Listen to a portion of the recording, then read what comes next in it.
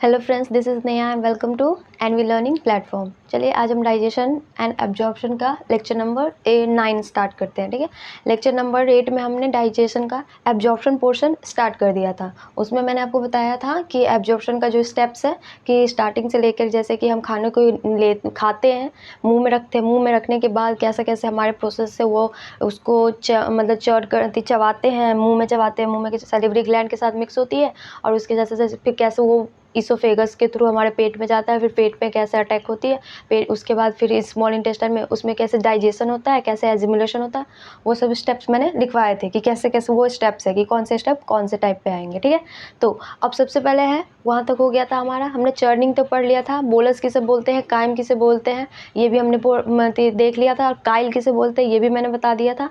अब हमें पढ़ना है डाइजेशन। ठीक है, ये सबसे पहले पढ़ेंगे, उसका लिखिए सबसे पहले अब डाइजेशन सबसे पहले हम पढ़ेंगे डाइजेशन ऑफ प्रोटीन। प्रोटीन का सबसे पहले डाइजेशन पढ़ेंगे। ठीक है, लिखिए, हेडिंग डालो डाइजेशन ऑफ प्रोटीन। ठीक है, देखिए, चलिए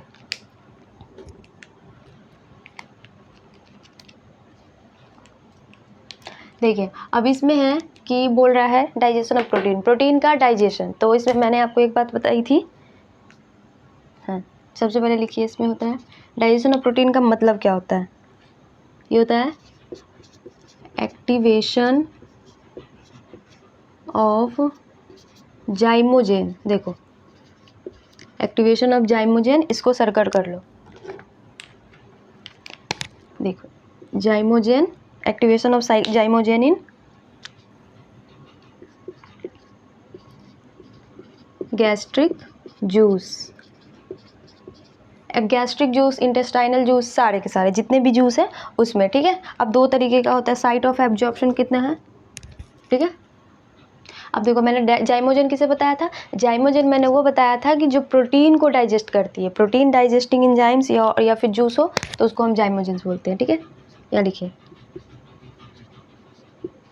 प्रोटीन डाइजेस्टिंग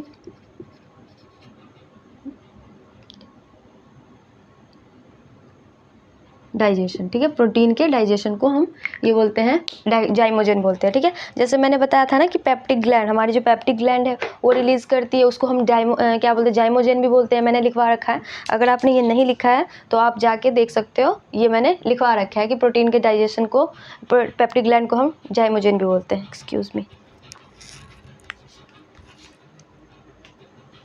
चलिए, ठीक है, प्रोटीन के डाइजेशन को हम जाइमोजेन बोलते हैं, ये मैंने आपको बताया है। अब देखो साइट ऑफ एब्जॉर्प्शन, एब्जॉर्प्शन का जो हमने कुछ साइट्स पढ़े थे, ठीक है, उसके बारे में देखो, साइट्स ऑफ एब्जॉर्प्शन कौन कौन से होगी। ये हम डाइजेशन बोल रहे हैं प्रोटीन का, तो यहाँ पे लिखिए साइट्स ऑफ एब्जॉर्प्शन। ठीक है, इसका है, पहला है गैस्ट्रिक साइट, मतलब यहाँ पे कहाँ पे, स्टमक में, इन स्टमक सबसे पहले होगा। स्टमक में भी होता, कुछ पार्ट है ना प्रोटीन का, वो स्टमक में भी डाइजेस्ट होता है। देखो मैंने यहाँ पे सैलिवरी ग्लैंड मैंने नहीं लिखा है, इसोफेगस में कोई डाइजेशन नहीं, प्रोसेस नहीं होता है क्योंकि उसमें एंजाइम नहीं पाई जाती है। ठीक है, तो अगर मैंने डाइजेशन ऑफ प्रोटीन लिखा है तो मैंने वो पहले बताया ना कि इसोफेगस में कोई एंजाइम नहीं पाई जाती है, इसकी वजह से इसोफेगस में कोई डाइजेशन नहीं होता है। सैलिवरी ग्लैंड में 30% ऑफ स्टार्च, जैसे मैं अभी प्रोटीन पढ़ा रही हूँ, स्टार्च जब हम पढ़ेंगे तो मैं बताऊंगी कि 30% है ना स्टार्च का, वो सैलिवरी ग्लैंड में डाइजेस्ट हो जाता है। बस स्टार्च का ही डाइजेशन सैलिवरी ग्लैंड में होता है। उसके बाद क्या बचा, सैलिवरी ग्लैंड के बाद हमारी बची इसोफेगस के बाद हमारा नीचे आया स्टमक। तो अब देखिए डाइजेशन ऑफ स्टमक में डाइजेशन देखना है। ठीक है, स्टमक में डाइजेशन किसके थ्रू होता है, गैस्ट्रिक ग्लैंड के थ्रू।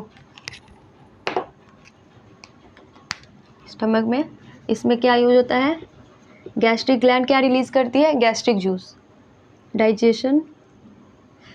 एब्जॉर्प्शन है स्टमक में गैस्ट्रिक जूस के थ्रू। ठीक है, गैस्ट्रिक जूस, इसका पीएच कितना होना चाहिए, मैंने लिखवाया था कि 1.5 से 2 के बीच का एवरेज। ठीक है, पीएच होगा इसका अप्रॉक्स 1.2, एनसीईआरटी में लिखा है 1.8 लेके चलना है। ठीक है, अब ये हो गया। अब दूसरा हमारा है इंटेस्टाइनल। ठीक है, इंटेस्टाइनल है, इंटेस्टाइनल में देखो ये है इंटेस्टाइनल। चलिए, इसमें हमें दो देखना है, देखो एक इंटेस्टाइनल ग्लैंड जूस देखना है और एक पैनक्रिएटिक जूस देखना है, वो अलग अलग है। देखिए पैनक्रिएटिक जूस, दूसरा है इंटेस्टाइनल जूस, ठीक है। और इसका पीएच ले लो तो आपको ये 7.8 के करीब आता है, ठीक है, 7.8, ठीक है, ये नोट कर लो।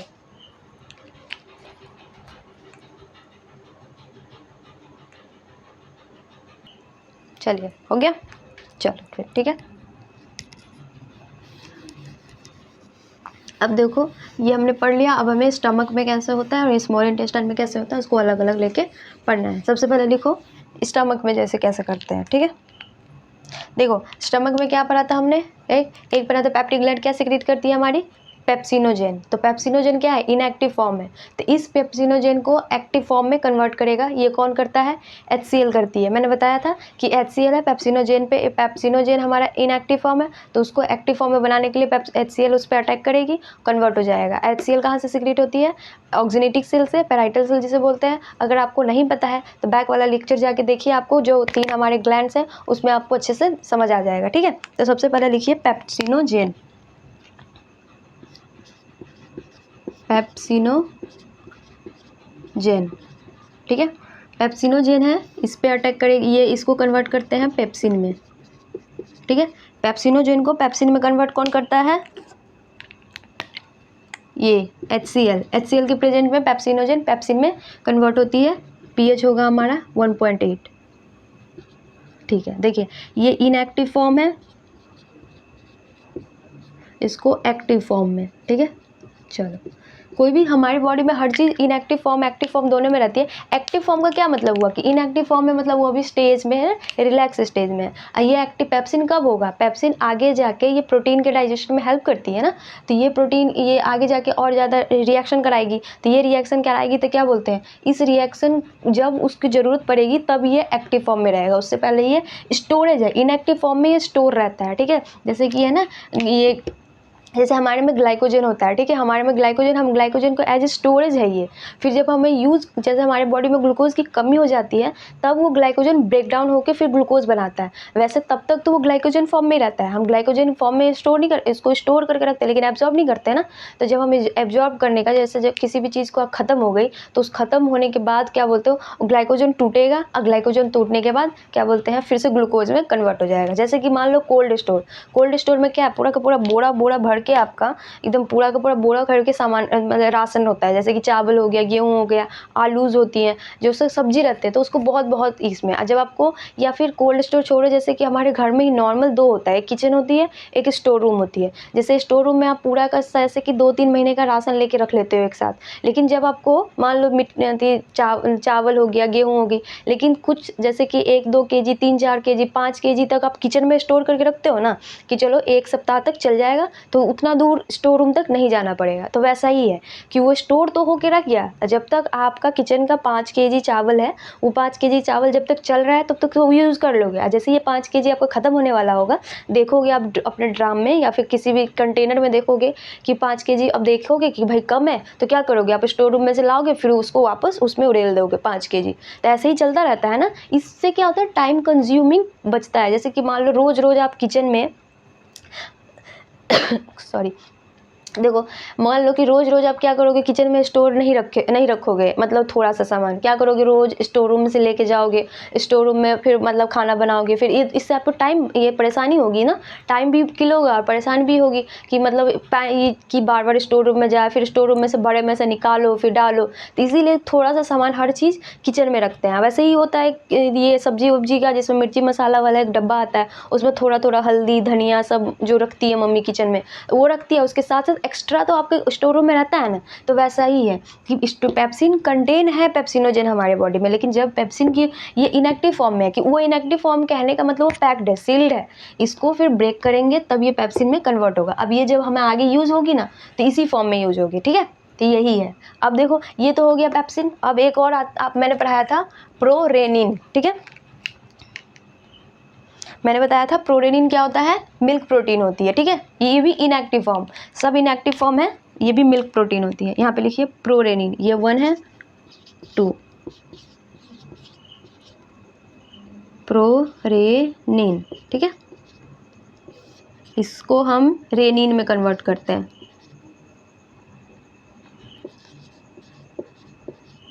ठीक है। प्रोरेनिन को हमने रेनिन में कन्वर्ट करा तो हमने क्या किया, देखो इसको भी सेम HCl ही इस पे भी अटैक करती है, pH वही होगा, ठीक है। ये भी इनएक्टिव फॉर्म है, ये भी एक्टिव फॉर्म है।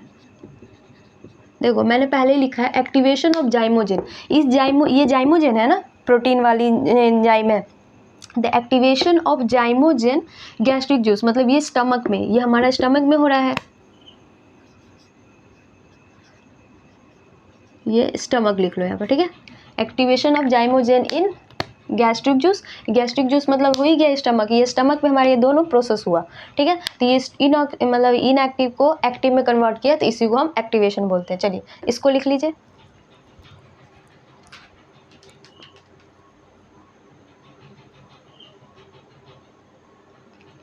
चलिए हो गया। अच्छा मैंने इसके बगल में नहीं लिख पाया है, ये लिख लीजिए, ये जो मैंने बोला अभी ना, बोला था ना कि एक्टिवेशन, ये प्रोटीन के एक्टिवेशन में हेल्प करती है, तो ये वाली लाइन आप लिख लीजिए वहाँ पे,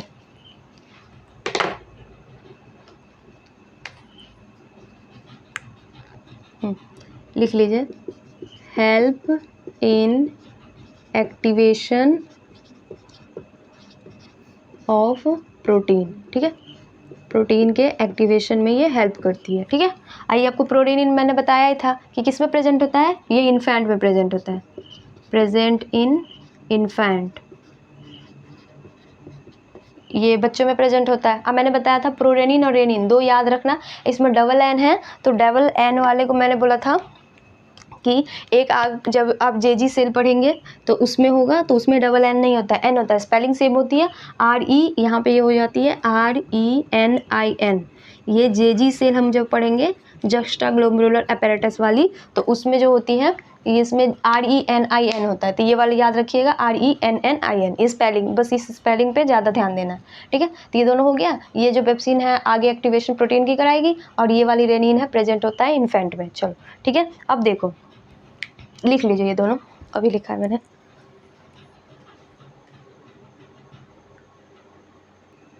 चलो हो गया, ठीक, देखिए ये हो गया।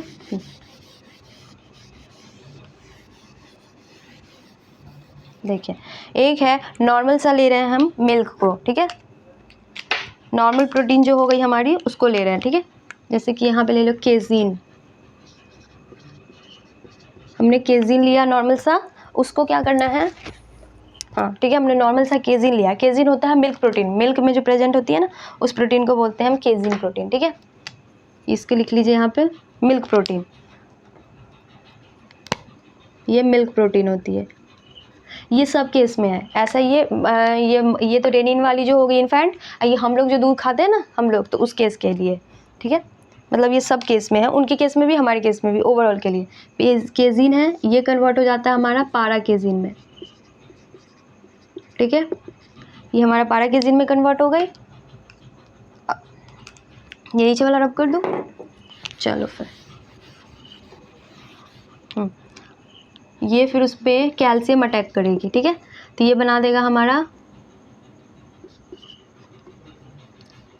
कैल्शियम पारा कैसीनेट, ठीक है, ये हमारी बनाई कैल्शियम, जो नॉर्मल केजीन थी वो पैरा केजीन में कन्वर्ट हो गई, उसका रिएक्शन हो गया, उस पर जाइमोजेन जो हमारा नॉर्मल सा केस था ना वो अटैक करा, तो पैरा केजीन में कन्वर्ट हो गई, अब उस पर कैल्शियम ने अटैक करा, तो ये पैरा कैसीनेट बन गई। अब पैरा कैसीनेट क्या होता है, इसको बोलते हैं कर्डलिंग ऑफ मिल्क, मिल्क का कर्डलिंग मतलब जम जाता है वो, ठीक है, जैसे दही जमता है ना वैसे ही, तो कर्डलिंग ऑफ मिल्क,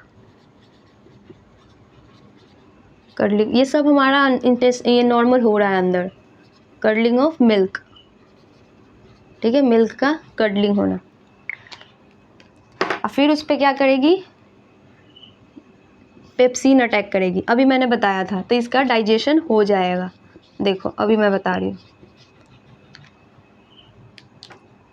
ठीक है, देखिए अभी मैंने क्या बताया कि पेप्सिन क्या होता है, पेप्सिनोजेन से पेप्सिन क्यों बना, क्योंकि वो एक्टिवेशन ऑफ डाइजेशन मतलब प्रोटीन के डाइजेशन में पेप्सिन हेल्प करती है, इसके लिए पेप्सिनोजेन पेप्सिन में कन्वर्ट हुई। तो ये क्या है, ये हमारी जो पैराकेसिनेट क्या है, प्रोटीन है ना, तो इसकी डाइजेशन में हेल्प करेगी पेप्सिन।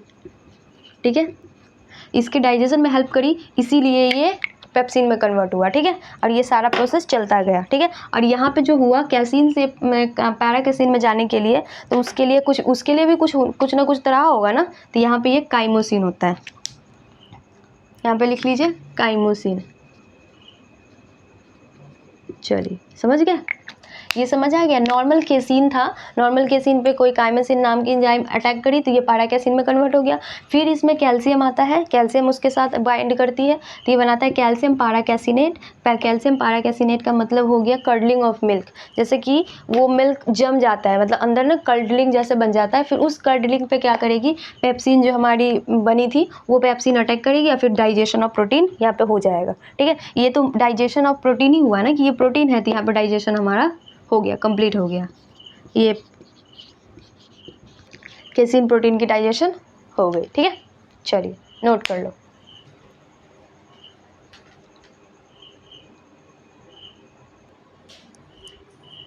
चलिए हो गया हमारा, यहाँ तक हो गया।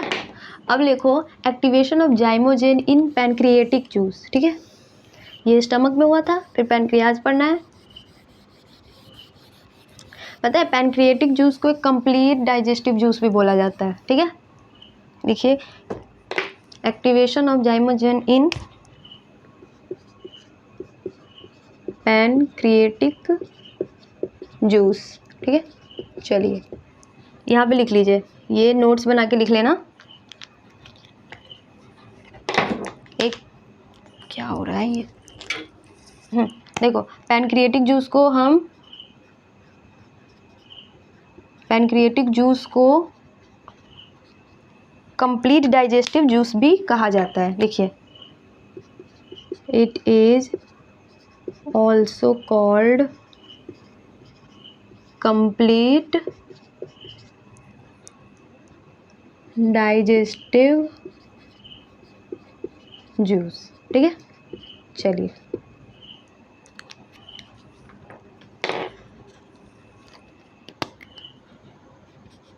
इसको नोट बना के लिख लीजिएगा। इसलिए इसको बोला जाता है ना कंप्लीट डाइजेस्टिव जूस, क्योंकि इसमें सारे होते हैं, जितने भी होता है ना, जैसे कि स्टार्च का भी होता है, प्रोटीन का भी होता है, लिपिड का भी होता है, सब हर चीज़ का डाइजेशन होता है, इसलिए इसको बोलते हैं कंप्लीट डाइजेस्टिव जूस, और कंप्लीट तरीके से होता है। ठीक है, सबसे पहले हमें पढ़ना है, देखो चलो ठीक है, हो गया। ट्रिप्सिनोजेन, देखो जिसके भी लास्ट में जेन लगा हुआ है ना, ये जेन, इसका मतलब है इनएक्टिव फॉर्म है। जैसे कि हम लोग जाइमोजेन बोल रहे हैं, तो जाइमोजेन इनएक्टिव फॉर्म है। ठीक है, उसको हमें पहले एक्टिव फॉर्म में कन्वर्ट करनी पड़ेगी। किसी भी चीज़ को जेन लगा हुआ है ना लास्ट में, आपको याद करने के लिए ईजी ट्रिक है ये, कि किसी भी चीज़ के लास्ट में लगा जेन का मतलब है जाइमोजेन, मतलब वो इनएक्टिव फॉर्म है, हमें उसको एक्टिव फॉर्म में कन्वर्ट करनी पड़ेगी। ठीक है, जाइमोजेन है, ट्रिप्सिनोजेन, इसको हम कन्वर्ट करते हैं ट्रिप्सिन में, इसको ट्रिप्सिन में कन्वर्ट करते हैं, ट्रिप्सिन में in the presence of enterokinase. ठीक है, इंटेरोकाइनेज। ठीक है, इंटेरोकाइनेज क्या होता है, इंटेस्टाइनल जूस है, ये यहाँ पे लिख लीजिए, इंटेस्टाइनल जूस लिखवाया था मैंने, जब इंटेस्टाइनल जूस पढ़े थे तो उसमें बताया था कि इंटेस्टाइनल जूस का दूसरा नाम सक्कस इंटेरिकस भी होता है, और इनको इंटेरोकाइनेज उसमें जूस आती है। इंटेस्टाइनल जूस के अंदर एक ये जूस आती है, उसको इंटेरोकाइनेज बोलते हैं। ठीक है, और ये क्या बोलते हैं, इंटेस्टाइनल जूस का पीएच कितना होता है, 7.8। ये लिख लीजिए, हर चीज़ ये हर वाले के नीचे ना पीएच आप लिख लेना, बिकॉज एनसीईआरटी में ना पीएच दिया हुआ है, अब पीएच हमें याद भी करना चाहिए। देखो सबसे पहले है ये ट्रिप्सिनोजेन को हमने ट्रिप्सिन में लिख लीजिए,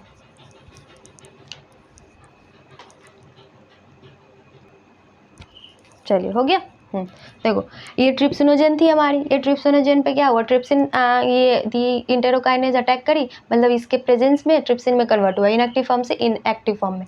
अब ये ट्रिप्सिनोजेन है, ये खुद पे अटैक करेगी, मतलब खुद का जो है इसका दो है ना, एक है काइमोट्रिप्सिनोजेन, एक प्रोकार्बोक्सी पेप्टिडेज, तो दोनों पे अटैक करेगी और दोनों इनएक्टिव फॉर्म को एक्टिव फॉर्म में कन्वर्ट करेगा। ठीक है, चलो ये भी लिख लीजिए, ये लिख लिए होंगे ऊपर का, रब कर दूँ।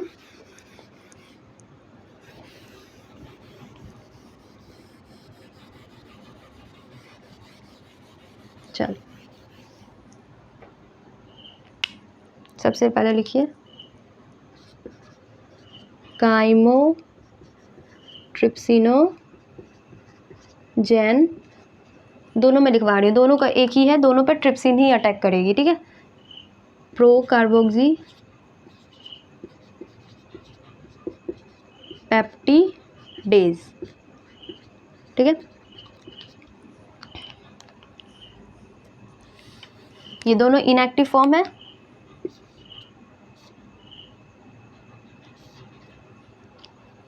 ये दोनों हमारी क्या हो गई, इनएक्टिव फॉर्म हो गई, इसको एक्टिव फॉर्म में कन्वर्ट करेगा,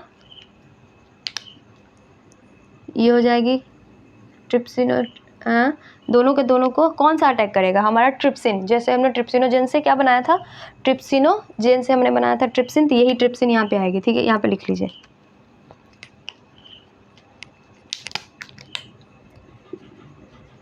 ट्रिप्सिन पीएच हो जाएगी 7.8, जो हमारा पहले से था, मतलब कार्बोक्सिलिक एसिड का और मतलब ये सॉरी पैनक्रिएटिक का और इंटेस्टाइनल का पीएच थोड़ा बहुत सेम ही होता है। ठीक है, ठीक है, हो गया। अब इसको बनाना है तो ये बन जाता है काइमोट्रिप्सिन,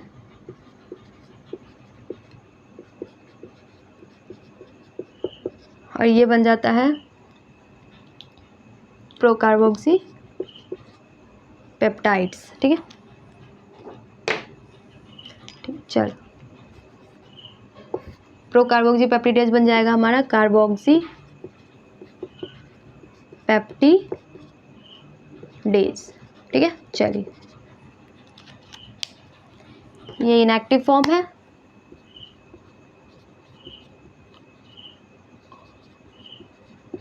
ये बनेगी हमारी एक्टिव फॉर्म। ठीक है, चलो समझ गया।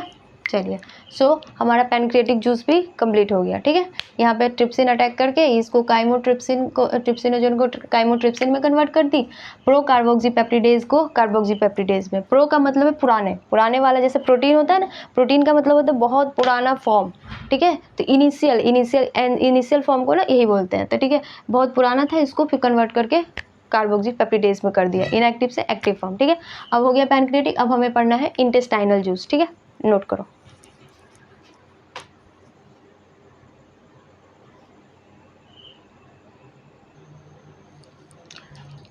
चलिए हो गया, चलो हमने यहाँ पे कार्बोक्सी पेप्टिडेज पैनक्रिएटिक जूस का एक्टिवेशन जाइमोजेन का देख लिए।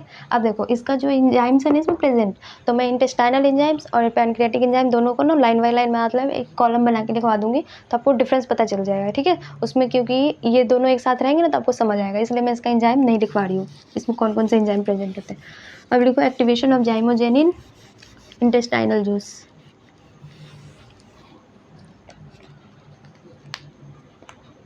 of zymogen in intestinal juice।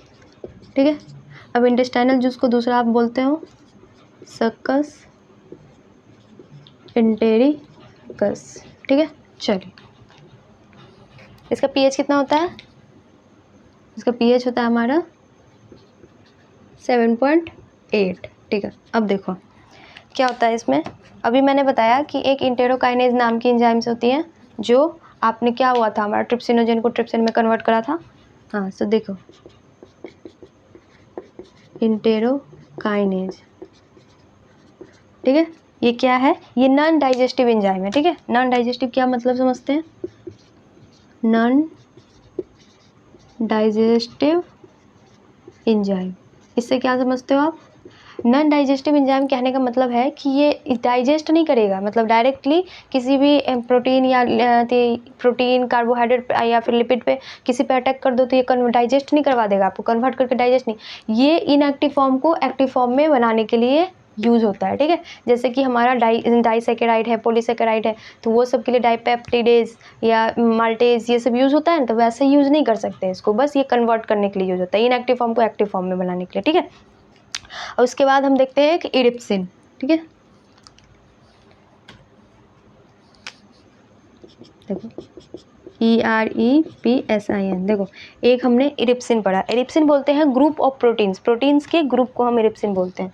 ठीक है, ग्रुप ऑफ प्रोटीन्स। ठीक है, ग्रुप ऑफ प्रोटीन्स को हम इरिप्सिन बोलते हैं। इसमें क्या क्या होगा, पेप्टोन्स, पेप्टिडेज और प्रोटीएज। ठीक है,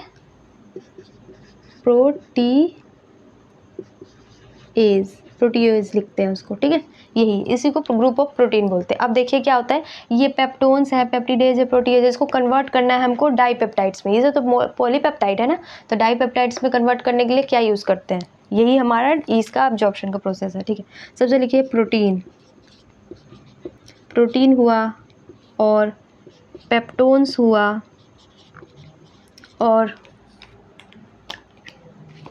इसी से लिख लो, और प्रोटीएज हुआ, जो हमारा प्रोटीएज है ना, ये सब को कन्वर्ट करना है हमको डाइपेप्टाइड्स में, क्योंकि ये पॉलीपेप्टाइड है। ये आपका, ये सब क्या है आपका, पॉलीपेप्टाइड्स।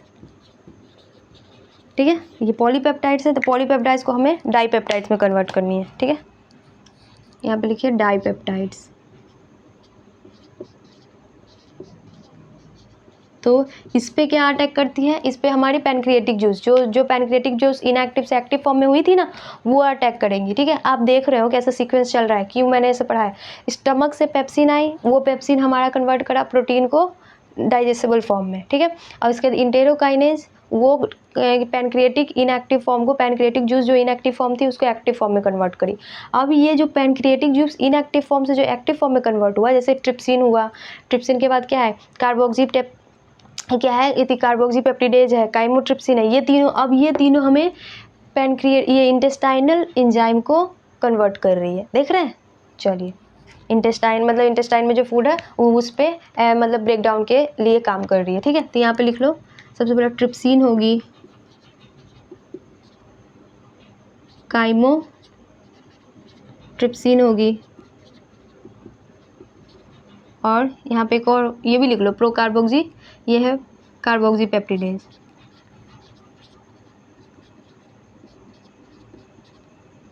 कार्बोक्सीपेप्टिडेज, इस तीनों के प्रेजेंस में प्रोटीन है जो डाइपेप्टाइड्स में कन्वर्ट हो जाएगा। पीएच सेम ही होगा, 6.8। समझ आया, चलिए ठीक है, ये नोट कर लीजिए आप, और इसके बाद फिर चार्ट बनाएंगे। ठीक है, चलो नोट कर लो।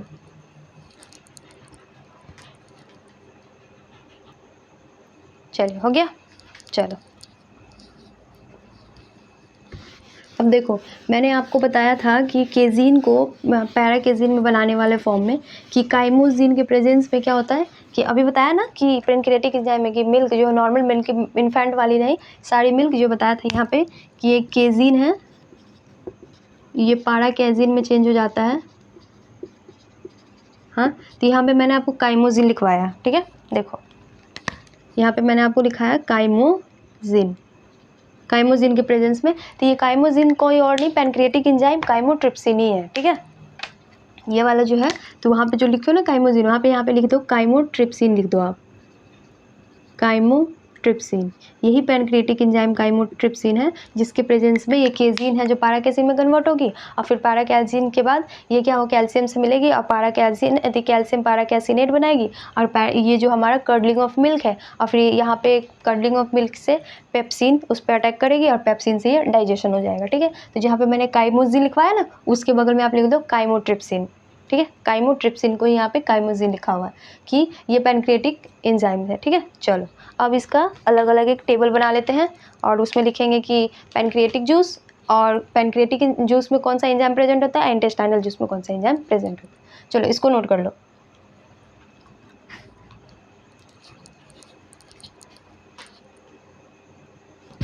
चलिए हो गया। चलो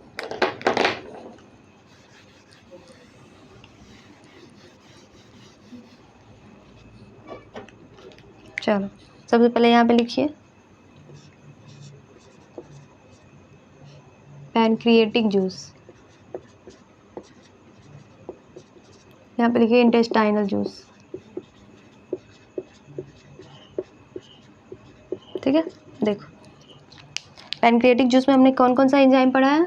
देखो सबसे पहले हमने पढ़ा था ट्रिप्सिनोजेन, ट्रिप्सिनोजेन, काइमोट्रिप्सिनोजेन,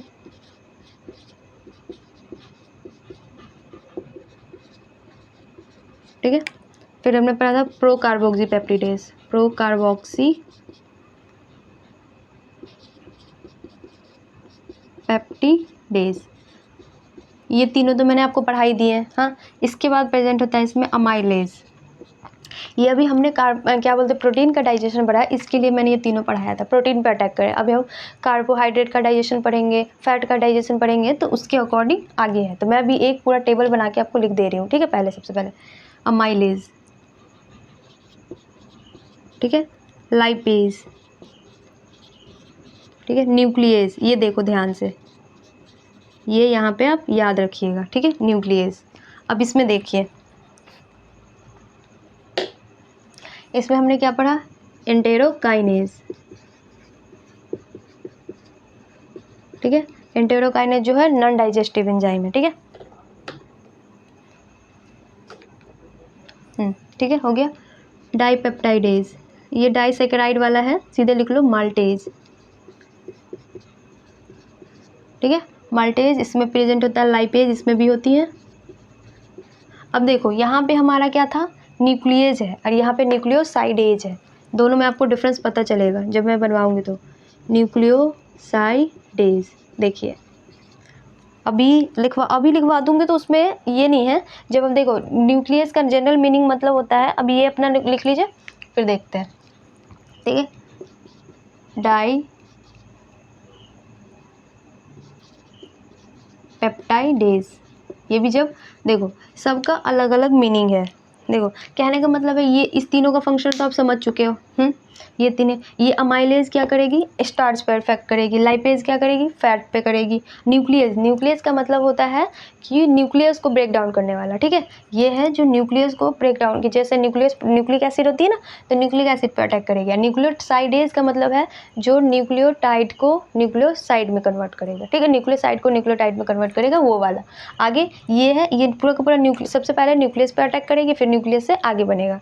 और ये इंटेरोकाइनेज जो बताया नॉन डाइजेस्टिव प्रोटीन है। माल्टेज जो माल्टोज को कन्वर्ट करेगी, लाइपेज जो फैट आगे जाके हम पढ़ेंगे, और न्यूक्लियस भी मैंने बताया अभी जैसे वो वाले। और डाइपेप्टाइडेज मतलब नॉर्मल सी प्रोटीन है, उस नॉर्मल सी प्रोटीन को डाइपेप्टाइड में कन्वर्ट, सबसे प्रोटीन पॉलीपेप्टाइड है। अभी जैसे हमने पढ़ा प्रोटीन पूरी की पूरी प्रोटीन थी, अब प्रोटीन से हमने डाइपेप्टाइड बनाया, और फिर डाइपेप्टाइड को हमने मोनोपेप्टाइड बनाना है, तो फिर इसको आगे बनाएंगे, ठीक है। चलो सो आज इतना ही रहने देते हैं, ठीक है, नोट कर लो इसको।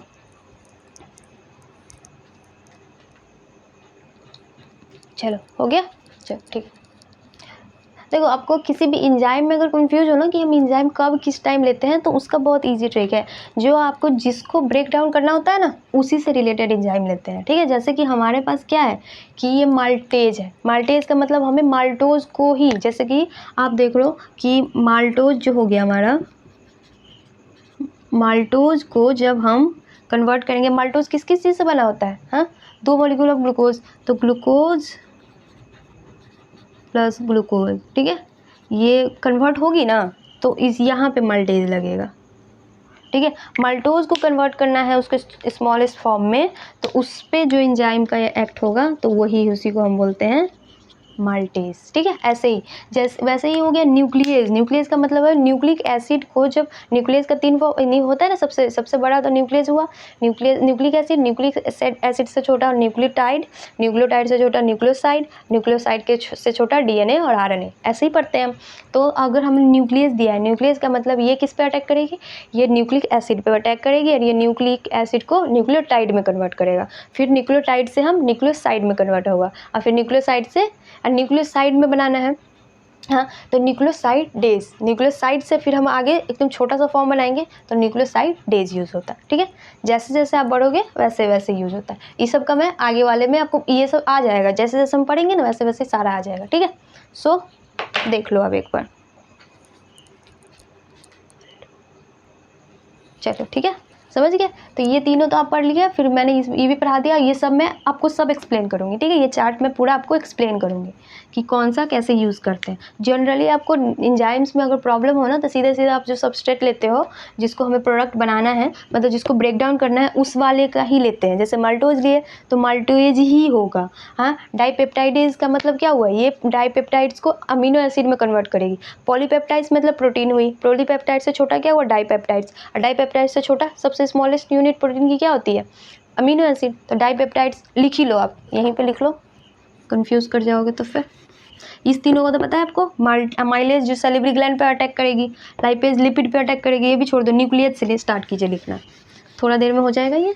चलिए, ये न्यूक्लियस से स्टार्ट कीजिए लिखना। सबसे पहले हेडिंग डालो न्यूक्लियस। देखो न्यूक्लियस क्या होगा, न्यूक्लिक एसिड। न्यूक्लिक एसिड से क्या बनता है हमारा, न्यूक्लियोटाइड, ठीक है।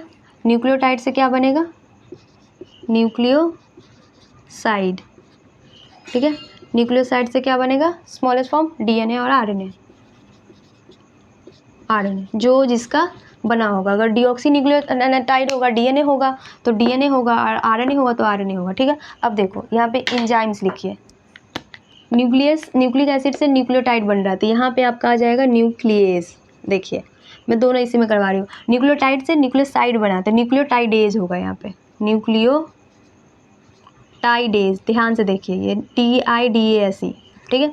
और न्यूक्लियोसाइड से डीएनए आरएनए बन रहा है तो न्यूक्लियोसाइडेज, ये देख लो, हो गया न्यूक्लियोसाइडेज, ठीक है।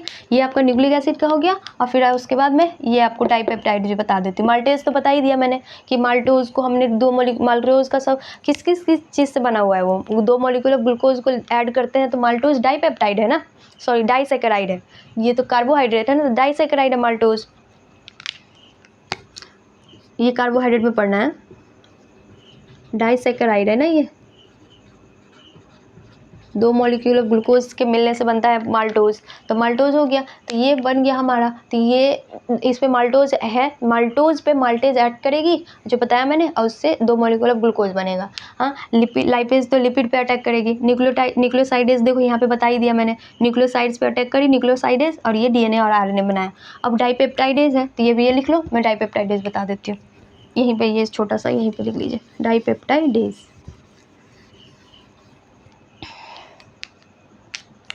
देखो सेकेंड नंबर पे डाइपेप्टाइडेज लिख लो, 2 है डाइपेप्टाइडेज। कोई भी डाइपेप्टाइड्स दिया हुआ है आपको, यहाँ पे कोई भी डाइपेप्टाइड्स दिया हुआ है, इस पे अटैक करेगी तो ये क्या बना देगा, अमीनो एसिड, एमिनो एसिड, ठीक है। डाइपेप्टाइड्स प्रोटीन होती है ना, तो प्रोटीन की स्मॉलेस्ट यूनिट अमीनो एसिड, तो इस पे क्या, ये क्या हुआ, डाइपेप्टाइडेज। देखो चलो हो गया, सारे हमने जो लिखे वो सारे समझ आ गए आपको। चलिए ठीक है, इसको नोट कर लीजिए और फिर हम आज यहीं तक पढ़ेंगे, ठीक है। अब उसके बाद हमारा प्रोटीन का डाइजेशन हो गया कंप्लीट। अब हमारा लिपिड का बचा हुआ है और फैट का बचा, लिपिड और फैट तो सेम ही हो गया, और कार्बोहाइड्रेट का बचा हुआ है, ठीक है। तो कार्बोहाइड्रेट का सबसे ज़्यादा डाइजेशन, मतलब सबसे पहला स्टार्ट डाइजेशन कहाँ हो जाता है, कार्बोहाइड्रेट का डाइजेशन माउथ से ही, हमारा वकल कैविटी से ही स्टार्ट हो जाता है। 30% वकल कैविटी में ही डाइजेशन होती है, तो वो पढ़ेंगे, ये नोट कर लीजिए। चलिए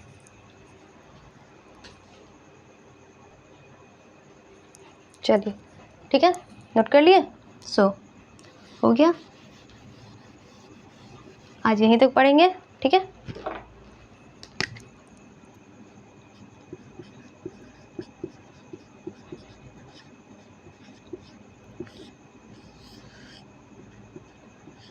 चलो ठीक है, चलो अगर आप मेरा चैनल सब्सक्राइब नहीं किए हो तो कर लो, और लेक्चर जल्दी से आप देख लो, ये सारे लेक्चर बहुत अच्छे हैं, मतलब देख लेना, अच्छे से समझ आ जाएगा। स्टार्टिंग से देखोगे तो आपको कोई भी प्रॉब्लम नहीं होगी। अब बस इस लेक्चर को और एनसीईआरटी को साथ साथ लेके चलो, बाहर से आपको कोई भी बुक एक्स्ट्रा लेने की जरूरत नहीं है। बस और बस क्वेश्चन बैंक, मतलब जो होता है क्वेश्चन प्रीवियस ईयर क्वेश्चन वाले क्वेश्चन पेपर ले लेना, नीट का और बोर्ड का भी, तो उससे दोनों मिलके ये हो जाएगा, ठीक है। चलिए ओके बाय, थैंक यू।